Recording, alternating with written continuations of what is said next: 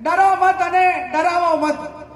આ ભૂમિ ધૈર્યધરની ભૂમિ છે, માં નરેશ્વરીની ભૂમિ છે, લખા પીર દાદાની ભૂમિ છે કે જાય ગાયોને રક્ષા કરવા વાળી ભૂમિનો અવાજ આ વાવની આ ભૂમિ છે કે જેના માટે ગાયોની રક્ષા માટે શહીદી વારનારના અહીંયા અત્યારે પાળ્યા છે. આ ભૂમિ છે.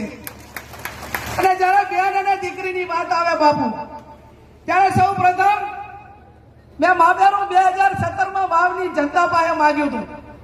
અને એ ટાઈમે મેં વિનંતી કરી હતી કે મારે મામેરામાં હીરા નથી જોતા, મોતી નથી જોતા, મારે ઢાલામાં બીજું કાંઈ નથી જોતું, પણ તમે ગરીબ સમાજની દીકરીને વોટ આપીને ધારાસભ્ય બનાવજો, તમારું વોટ હું એળે નહીં જવા દઉં એવી કુવાસી તરીકે તમને બધાને વિનંતી કરીને મામેરું માંગ્યું હતું.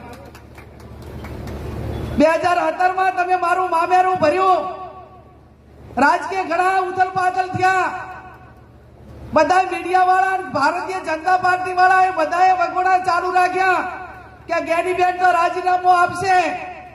અને એ ટાઈમે મેં એમને કીધું હતું કે અમારા ભારતીય સંસ્કૃતિમાં જયારે બેન દીકરી કોઈ મામેરું માંગીને સત્તા સ્થાને આવે ને તો એ મામેરાની કિંમત શું છે ને સંસ્કૃતિ શું છે ને એ હું ભલી ભાતે જાણું છું.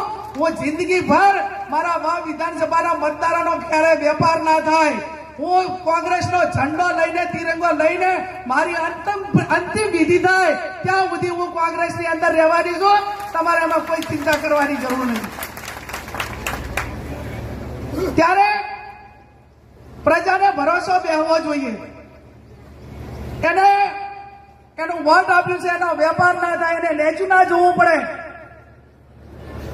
જયારે કોઈ ધારાસભ્ય રાજીનામું આપે ત્યારે એના મત વિસ્તારમાં જેટલાએ મત આપ્યા હોય એને ક્યાંક ને ક્યાંક નીચું જોવું પડે છે.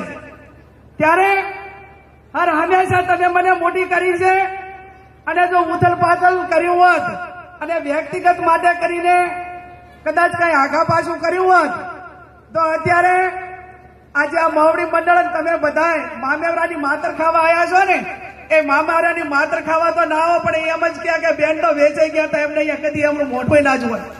આપણી બાજુ તો આવો ભારો શબ્દ લાગે.